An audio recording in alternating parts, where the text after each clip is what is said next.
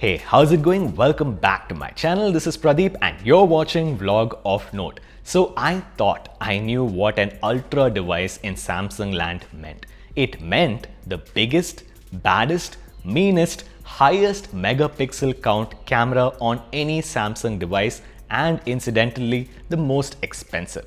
However, after butchering the word fan edition with the Samsung Galaxy Tab S7 FE, it looks like Samsung is set to butcher the word Ultra.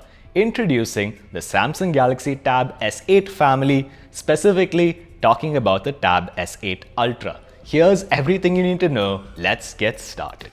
So first of all, there is a link in the description right next to that like button from a Korean news site which basically talks about the rumors surrounding the Samsung Galaxy Tab S8. Let's start with the Samsung Galaxy Tab S8, the vanilla one.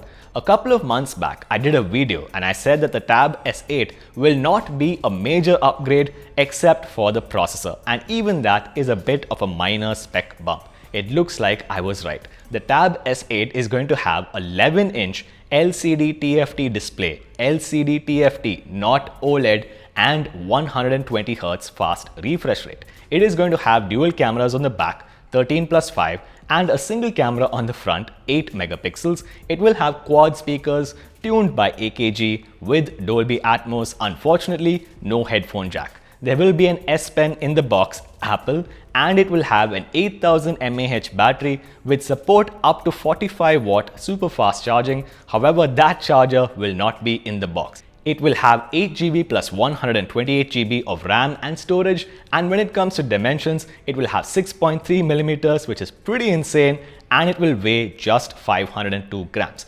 Now let's come to the minor spec bump. Even assuming this tablet has the Snapdragon 888 Plus, it will have a single core score of 1100 and a multi-core score of about 3700. Just for kicks, let's compare this to the Apple A14 found on last year's iPad Air. It has a single core score of 1500 and a multi-core score of 4200. And just because we're feeling adventurous, let's compare this to the M1 processor found on the 11-inch iPad Pro. It has a single core score of 1700 and a multi-core score of 7600. So it's in a league of its own. Now, the iPad Air from last year is faster and it has a USB-C port. However, it doesn't have a 120Hz refresh rate, but having used a device from Samsung with 120Hz, I can tell you that Apple easily beats it. Moving on to the Tab S8 Plus. It has a 12.4-inch OLED display with 120Hz. Now that is a major difference from the Tab S8.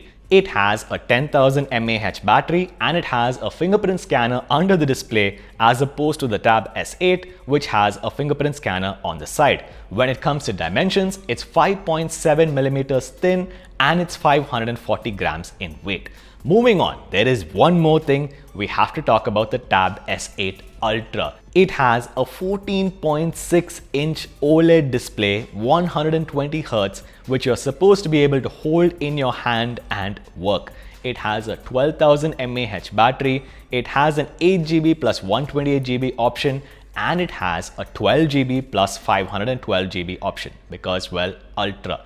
It has dual front-facing cameras, that's 8+5 for your portrait style selfie videos. It also has the slimmest bezels on any Samsung tablet, and it has a 92% screen to body ratio. When it comes to dimensions, it's going to be only 5.5mm thin and it's going to be weighing about 650 grams. Now let's talk about price, because honestly, that's the most ludicrous part of this entire rumor. First of all, the Samsung Galaxy Tab S8 will probably launch in August of this year and will be priced at $750, at least if you do the conversion rates. Now, this is only for the Wi-Fi version, it's not for 4G or even 5G. The Samsung Galaxy Tab S8 Plus will be priced at $1,050 and the Samsung Galaxy Tab S8 Ultra will be priced at $1,300, which is absolutely bonkers. You also have a keyboard accessory which will start at $180. Just for for a comparison before I go.